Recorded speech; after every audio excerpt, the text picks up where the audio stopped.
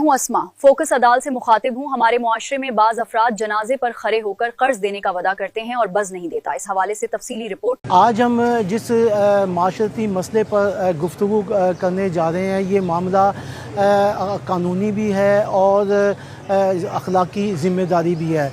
जब कोई शख्स फ़ौत हो जाता है तो जनाजे पर खड़े होकर उसके जो अजीज़ व क़ारब होते हैं वो ये ऐलान कर देते हैं कि मरने वाले ने अगर किसी की रकम अदा करनी है तो वो उसके भाई से, उसके अजीज़ कोई भी वहाँ पर मौजूद होता है, वो रकम उसकी अदा करेगा।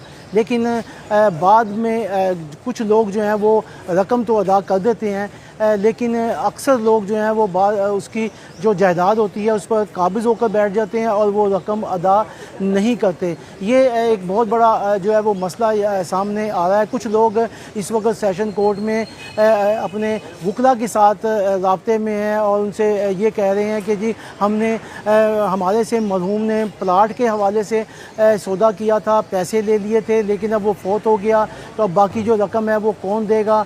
प्लाट के हवाले से गवाह भी मौजूद हैं, लेकिन वो हमें उसके अजीज़ो कारब जो है वो नहीं जो है वो रकम अदा जो है वो कर रहा है। अब आपको एक केस बताता हूँ। यहाँ पर सेशन कोर्ट में एक केस जो है वो अदालत में पेश हुआ, जिस पर डॉक्टर ज़ैनुल आबदीन जो हैं उन्होंने 16 लाख रुपए की रकम जो है वो मरहूम से लेनी थी।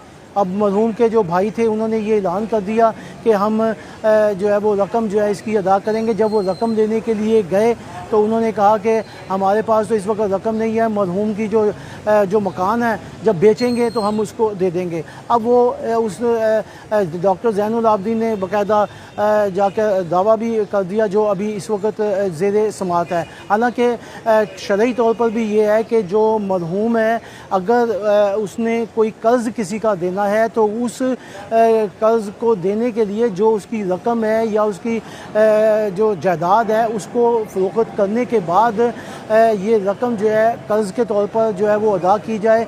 जो उसके ज़िम्मे वाजिब किसी की रकम है वो रकम अदा कर दी जाए। उसके बाद जो बाकी जायदाद बचेगी वो जायदाद जो है वो वसा के अंदर जो है वो तकसीम की जाए। लेकिन हमारे यहाँ ये देखने में आ रहा है कि जिस आदमी का ये कह दिया जाता है कि वो शख्स रकम अदा करेगा, वो उसका बेचारे का अपना भी बुरा हाल होता है, वो ख़ुद लोगों से मांग के खा रहा होता है, लेकिन लोग कह कर तो चले जाते हैं, लेकिन ये नहीं देखते कि वो रकम कैसे अदा करेगा। अगर उसकी कोई जायदाद है तो उसके ऊपर काबज़ होकर बैठ जाते हैं। कोई कर्ज़ लेने के लिए आता है तो कहते हैं जी इसकी तो ये प्रॉपर्टी है, अगर ये प्रॉपर्टी बिक जाएगी तो हम इसका कर्ज़ आपको जो है वो अदा कर देंगे। हालांकि ये एक इस्लामी एक उनके ऊपर दबाव है, बोझ है और ये माफ़ी इसकी नहीं है। उसका कर्ज़ हर सूरत पर उसको उसका अदा करना होगा। कर्ज़ की माफ़ी किसी भी जगह पर जो है वो नहीं है। लेकिन वसा जो है वो